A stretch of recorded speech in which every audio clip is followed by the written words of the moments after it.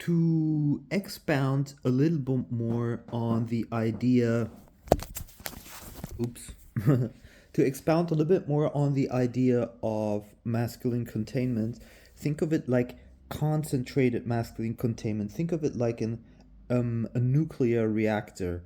It has clear set boundaries. Nothing can get in, nothing can get out. It must not start to melt and radiate, but there's tremendous power inside of it as the reaction happens.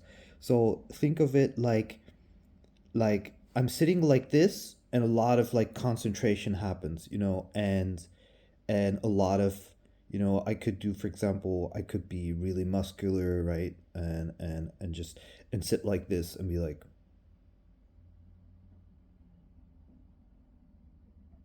and not like, hey, excited, energy that emanates in all directions. And that is kind of like the muscular concentrated containment. Because and that's what literally women find tremendously attractive. And if you are kind of the one, if you're like a nuclear, I think the nuclear reactor is the best analogy. If you're like a nuclear reactor that all the time uh, releases energy into your environment, then you are like you're seen as defective. It's true. It's true. The only time it will work apart from this is, yeah. So if you're not like this, if you're like too very open, very energetic and all of that stuff, and very quirky, the only time it might work if she's super drunk, right? Or but in general, a woman will prefer this concentrated, masculine, contained energy. And so, let's say a very beautiful woman is sitting next to you, we'll be like super. Think about this like it's as if you're concentrated. I don't mean mentally concentrated. I mean like energetically. You're like,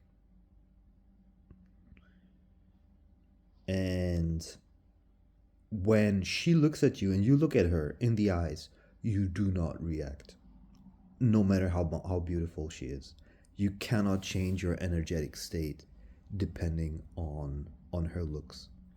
And then that's like, I would even say this is like the absolute must if you want to get a 9 out of 10 or a 10 out of 10.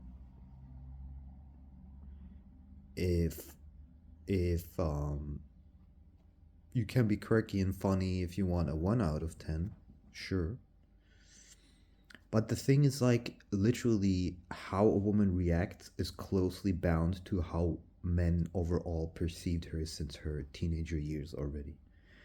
So if women found her always attractive, she's gonna have a set of behaviors and expectations that are pretty much the same across the board. A 9 out of 10 will have every city, in every village around the world will have the exact same experience. And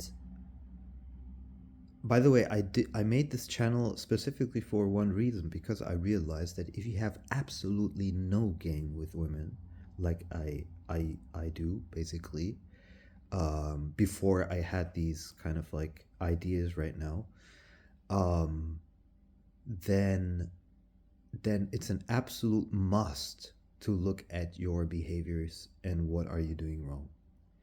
And I've been always the quirky funny dude, not necessarily nice always, but always the quirky funny dude that no woman ever contacts. And just like these days, I realize why this is happening.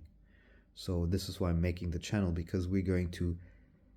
I have an 135 IQ, and we're gonna truly deeply, and I understand a lot of things even high IQ people don't understand. So we're gonna look deeply in and creatively and like really analyze this to death. Like, what is it that you can do? And I know lots of stuff from pickup from back in the day, like from Mystery, Neil Strauss, and all of this stuff. I know a lot of that from back in the day, so we're gonna incorporate a bunch of that as well. But we're not gonna solely focus on that. We're gonna go into the spiritual, into the energetic, into the truly not only biological, you could say. Because for example, in my tantra massages, I realized like there is something called chakra connection, and it's astrological. So if you have a very strong chakra connection with someone, it's super easy for them to and for you and them to come together if it's very strong. But it's about 0.3% of all people that you meet you have this chakra connection with. So it's like 1 in 300. So we're gonna look at those things as well. So it's gonna be high IQ dating. It's literally gonna be high IQ dating.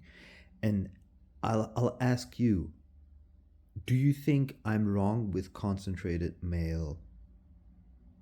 compact, concentrated male containment energy? I think I'm absolutely right on this one. And because I've done the opposite, and I know that doesn't work. So, and for example, in a particular situation that I was in just a couple of days ago, I was overbearing by sending a message the same day to a girl that was way too much.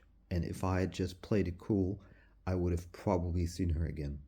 And of course, the only way to make an impression is if you literally see her again. If you fuck it up and you don't see her again, then there's no way to make an impression.